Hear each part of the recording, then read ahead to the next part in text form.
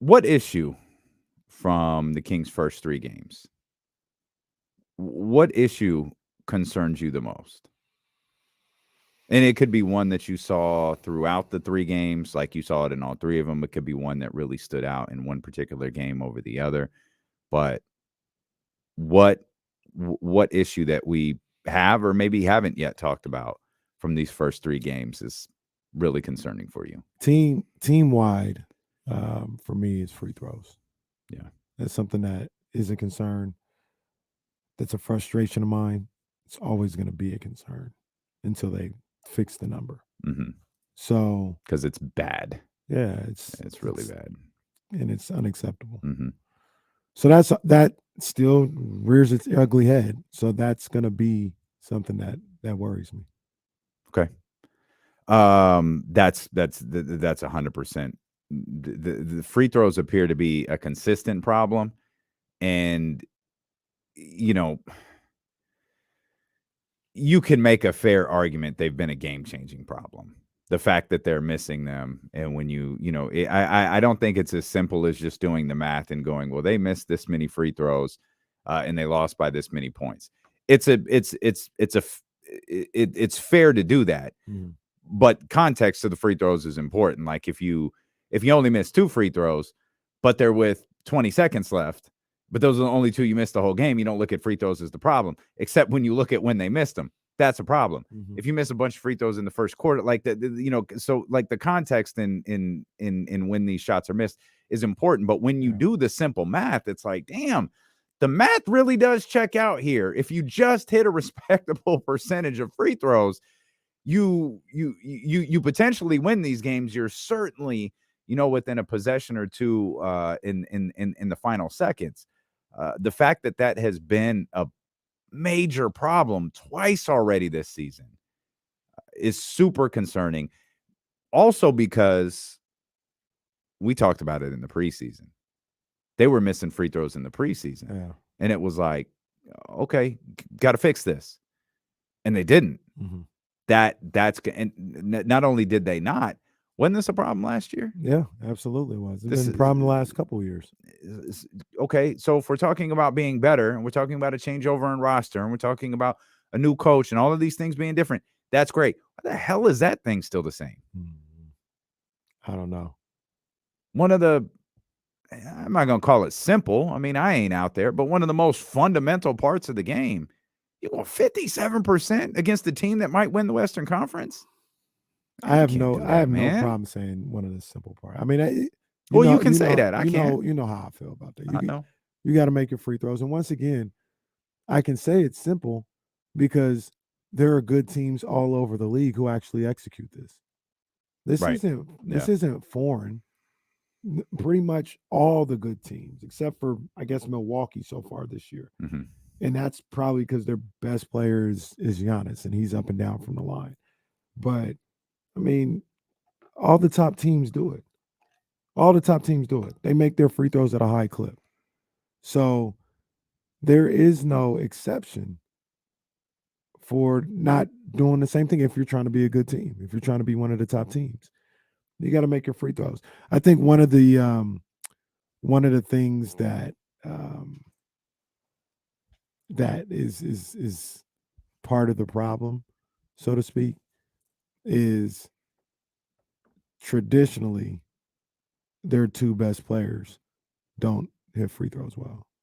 So De'Aaron Fox um, was one of them. Harrison's cool, but De'Aaron Fox being their best player, him not being a dead eye free throw shooter, that hurts the percentage of the team Mhm. because he shoots the most free throws on a team, right? Like generally speaking. Harrison, I don't know what his career numbers are, but we see what's going on this year. Um, and then you think about it like who is a good free throw shooter on this team? Now you'd probably say Man, Herder. We haven't seen Keegan, but I think he's a good free throw shooter. But Keegan does no wrong. he doesn't know wrong. But that's it. Like you go Yeah. down, like Malik Monk is probably a good free throw shooter. But you go down the Has list. Malik Monk even been to the line this year? Well, Think about it. yes, I don't know. I don't know. But Fox, um, Harrison, Sabonis, Davion, all not good free throw shooters. Yeah. Terrence is probably solid, but hell, their best free throw shooter the last couple of years, they never got to the line. Shavano? Shavano and Halliburton when he was here. So, and that's the thing. That's what I was trying to look up. I was trying to see exactly like what the how often they go to the line. Mm-hmm. And they're around middle of the pack. I think they go to the line 23 times a night. And that's good for 18th in the league. The leader is Dallas with 35. That's because you have your Luka and, guys that attack and kick and things of that nature. I don't think they'd ever sniff that, but can they attack a little bit more and get to like 26? They're at 23 right now. Malik Monk has taken one free throw in the season. That's where I talk about attacking the basket a little bit more. Can you attack a little bit more and possibly get to the cup a little bit more? Davion hasn't taken one. Davion Mitchell hasn't taken a single free throw. De'Aaron's taken 14. He's 10 of 14. Domantas Sabonis is 13 of 20. What are those two percentages? For Fox Sabonis 65, De'Aaron 71. 13 to 20 isn't. I mean, I don't like the percentage, but I just hear those two. That set of numbers, 13 and 20. It's not that bad for Sabonis. I'd probably want it more like 15 to 20. So the bulk of the Kings' free throws have come from three players: Fox, Sabonis, and Harrison Barnes. And that's, as we mentioned, De'Aaron at 71%, Sabonis at 65. Mm-hmm. Harrison Barnes has taken 13 free throws. And we outlined this yesterday. He's 7 of 13. That's 53%. Yeah, that's not good enough. Of course, Keegan is perfect. I mean, that's just the nature of Keegan Murray. You don't even have to elaborate anymore. No, Keegan is perfect. He is perfect. That's it. He has not missed from the foul line. Doesn't matter how many he's taken. It just matters that he has 1 of 1, 2 of 2. Missed. He's 2 of 2. 2 of 2. So is Freeport. Freeport is 2 of 2. I mean, once you get past that, you were right. Kevin Huerter 6 of 8, and TD 5 of 6. So 83% and 75% for TD and Kevin Huerter. But you know what? I used to have this argument with like Warriors fans a lot when they'd be like, "Oh, we don't ever get calls," or such and such is going to the line 24 times and we've only gone 7. Well, you don't attack the basket. Mm-hmm. You shoot threes, then you shoot a lot of jump shots, and that's kind of what when I asked them to attack the basket a little bit more. I don't know if they're going to get any better than that 23 free throw attempts tonight. This Kings team doesn't seem to attack the basket much outside of De'Aaron Fox. And when he does, he doesn't get a whistle. There's that too. I mean, and that's a problem because it's hard to fault De'Aaron Fox. Like if you attack the basket, you can't get a whistle, and you feel like you're getting hit, you feel like you're getting fouled, and you're not. You're not converting. What the hell are you going for? What the hell are you going to keep doing that for? Right. I can't even fault him for that. Yeah. He hasn't, by the way, to point out, he hasn't stopped trying to get to the basket. Like he's been consistent in that. But it's a tradition unlike any other, man. I don't know why that dude doesn't get foul calls. You would think he was 7 feet, 350 pounds. They officiate, is exaggeration, obviously, but they officiate bigger dudes differently than people De'Aaron's size. Yeah. De'Aaron is one of the most disrespected players when it comes to officiating, I think, in the entire league. Yeah, because he is aggressive. There's no reason why he shouldn't be at the line 8 to 10 times a night, and it doesn't typically happen. How many attempts is he averaging right now? Are you able to see? How many so far this year? You free said throw attempts? Yeah, 10 of 14. That's an average of. It's like 4 or 5 a game, right? That's it. Yeah, he's it's 4.7.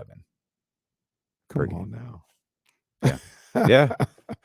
Come on, man. Now, if Will Z is listening and we just juxtapose that with the amount of times that he penetrates to the basket and Mhm. try to figure out the math there, it probably doesn't math. Right. Right. When But you know what? I get what you're saying. As far as like if you're De'Aaron, why would you keep going? But you got to keep going. No, I yeah, I understand. understand that, like, now, Mhm, today, mhm, and I'll understand that for another week or 2, but I also understand you get 10, 12 games into the season and you're averaging 5 as a shade under 5 free throw attempts, and you feel like you're working mhm. to get to the basket, and you're not getting those calls, and you're missing shots at the rim because you're not getting those calls. Yeah.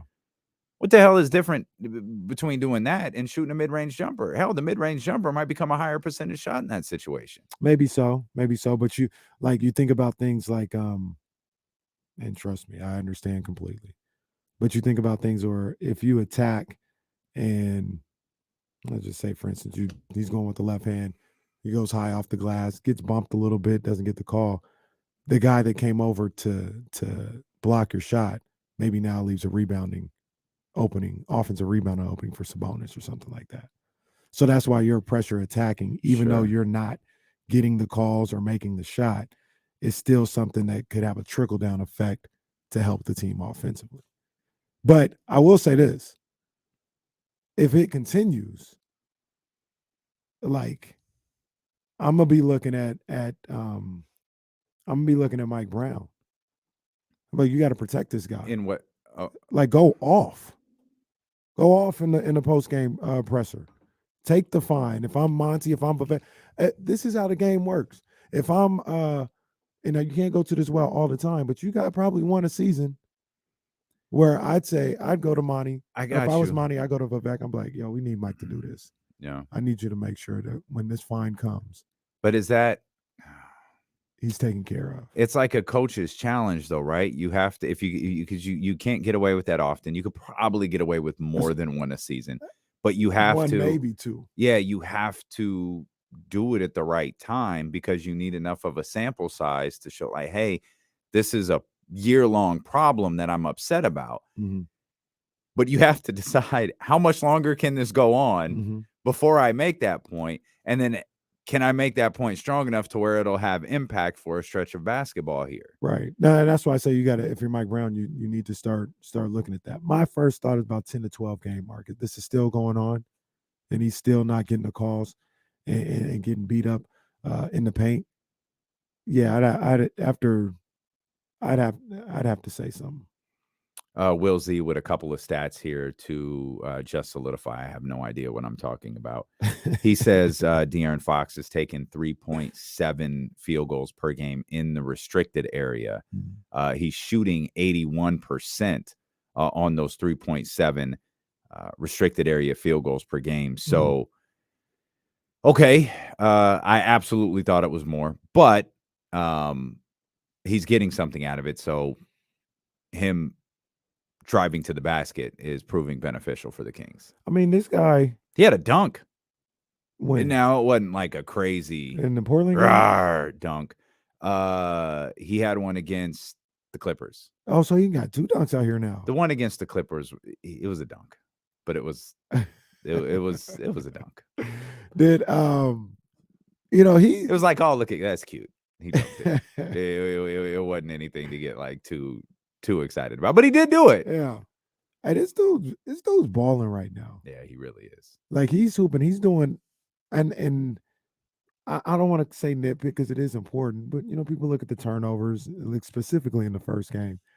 You don't want that. Which have come way down, by the way. The Yeah. first was bad, and I think it was 3 and then 4 or 4 then 3 in Yeah. the last 2 games. So you look at that and yeah, you don't like that. But other than that, he's giving you about everything that you could ask for. Yeah. Everything you could ask for. He's moving the ball on the offensive end. He's going in there and doing something other than just offense. He's rebounding. He's defending. He's balling right now. 31.7 a night to go along with 5.7 rebounds, 7 assists. There's a lot of times that you could point to, statistics and go, that's just hollow. Like that doesn't De'Aaron's numbers don't feel hollow. Mhm. They feel really, really impactful on the game. It's just they're not resulting in victories. I did want to look this up. Oh, De'Aaron tied for the league lead in turnovers per game.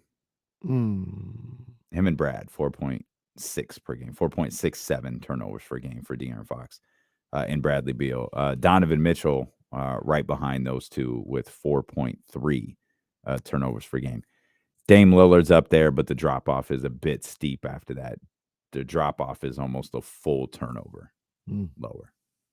And again, to his credit, once you get far enough away from that 8, if you're settling in around 3 and 4, that's going to put him in here with Embiid, Dame, Paul George, Ja Morant, guys who handle the ball a ton. Like and that's the amount of turnovers that they have. Those guys who handle the ball virtually every possession. Right. So it's a lot different when you're riding with that 8 on your sitting very hefty on your average. Yeah. You still just got to protect the ball a little That's bit it. better. No doubt. But he's been phenomenal. The other thing that I like seeing from him, and I want to make sure, if I'm him, if I'm the people around him, I'll monitor it a little bit. We don't want it to get out of control. But he's been feisty so far this year. That's good. I love it. Mhm. I love it. And like I said, Because the feistiness lasted one game last year against Portland, and then it was gone. And I say I want to monitor it a little bit because, I don't want him to get a reputation or get unfair technicals and things of this nature. I don't even think he's got a tech this year, but he's been close. And rightfully so. There was a couple of times when rightfully so, there should have been a call and there was no call. And he's let him know. Like he has showed a level of emotion that we were kind of asking for an earlier part of last year. There was it could have been the Portland game. I can't remember, but I remember James talking about it. And he was talking about, I think De'Aaron was in the official's ear. He was really frustrated about something, and I can't remember what it was, but he was really frustrated about something. And then the TD tech came. Oh, he was De'Aaron was mad because at first it looked like he wasn't gonna get the and one when he drove to the bucket and got wrapped around and he scored. They called it late. Yeah. Like really late. Yeah. Like 5 minutes late. So he yelled at the ref who didn't make the call, not knowing the other ref did make the call. Yeah, because of the noise in the building, and the TD tech came shortly after that. So I think De'Aaron may have gotten the officials' attention with that response to. Referees are so stupid. Oh, that's not nice. Like that's not nice. I can't stand them half the time. I know you can't. I really can't because they do way too much. They're people too.